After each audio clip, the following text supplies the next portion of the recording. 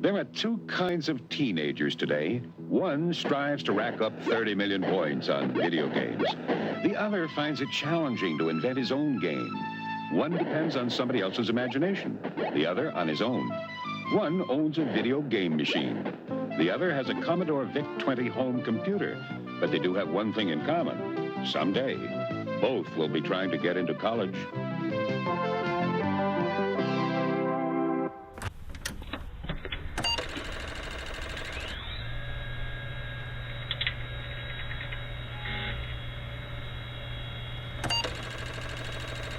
Welcome.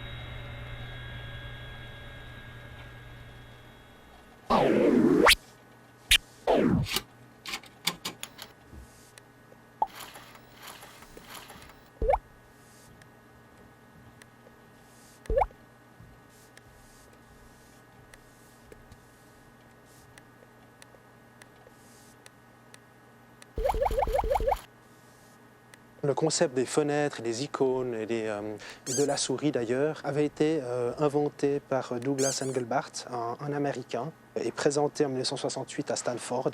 Donc, dans les années 70, justement, il travaillait au Xerox PARC. Il y avait eu des développements à Lausanne d'une souris.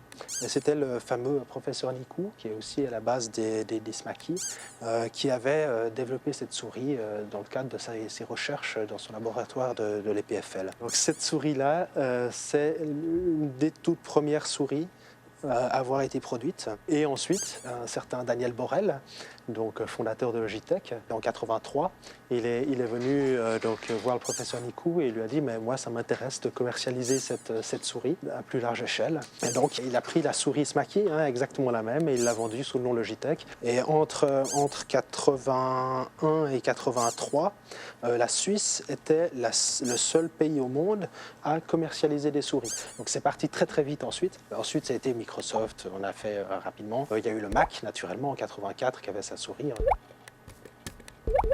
La star, c'est le premier Macintosh. Il est sorti en janvier 84, un grand renfort de publicité. Il y a eu la fameuse publicité 1984 sur la base du livre de Orwell. Et puis c'était vraiment une petite révolution, il faut le dire quand même. Pour beaucoup de monde, c'était la première fois qu'ils voyaient une souris, la première fois qu'on voyait des fenêtres, des icônes. C'était vraiment la petite révolution. Il y avait le fameux écran noir sur blanc et pas vert sur noir. Donc c'était aussi un grand pas parce qu'on arrivait vers quelque chose de plus convivial pour l'être humain qui a l'habitude d'écrire en noir sur blanc. Donc il y a plein de petites choses que Macintosh ont amenées. Ce n'est pas eux qui ont inventé toutes ces choses, c'est eux qui l'ont amené au grand public. Il faut voir aussi qu'en 84, on avait déjà parlé de Windows, mais que c'était qu'une annonce et que Windows est sorti uniquement en 85, et donc une année, même plus d'une année après le Macintosh.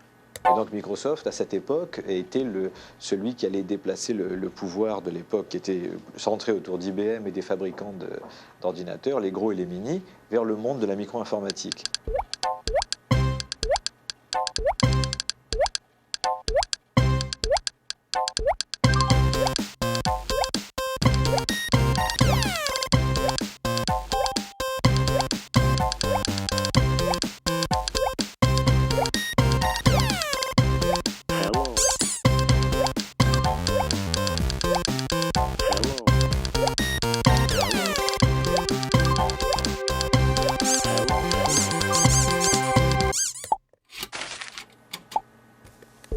Uh-oh. 1984 avec les fruits de la vente des jouets qui j'ai créé. J'ai un Macintosh et j'ai passé mon PC sur Windows 1.0. J'ai soin, j'ai dahi ma chambre, c'est Brazil. I got the multimedia power. Uh-oh.